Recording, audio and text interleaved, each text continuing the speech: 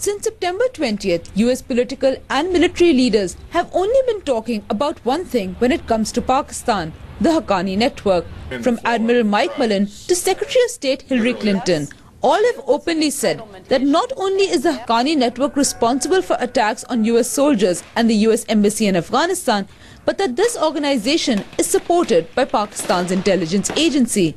US analyst Dan Markey says that if the US and Pakistan blame each other publicly, they may be left with few options for action. Admiral Mullen's statements, very serious, and it's very difficult to walk back from that. The U.S. Congress is taking it pretty seriously.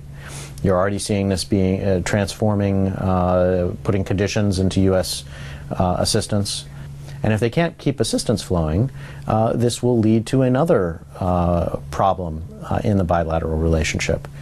Former State Department representative and Pakistan expert Marvin Weinbaum says that if the Haqqani network is declared a terrorist organization, Pakistan could be labeled as a sponsor of terror. Once you've said that Pakistan is in fact in league with Haqqani, if you make that point, then once you've declared it, then the logical next step is to say Pakistan is a supporter of non-state terrorism.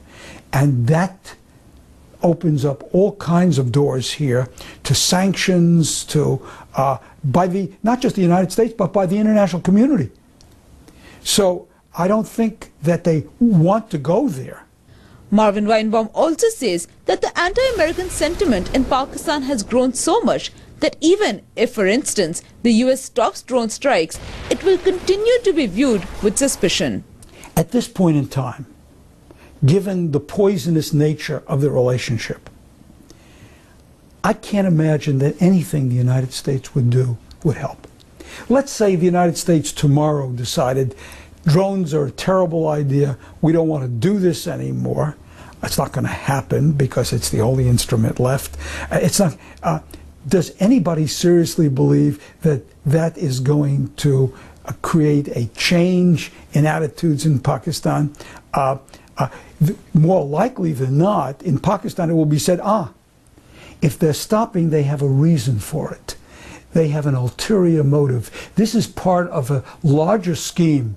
US analysts believe that these allegations are nothing new and have often been repeated in private by the US officials to Pakistan. Analysts now say that publicly blaming Pakistan is a signal that the United States is growing frustrated with Pakistan's lack of action against the Haqqani network. Huma Imtiaz, Express 24/7, Washington, D.C.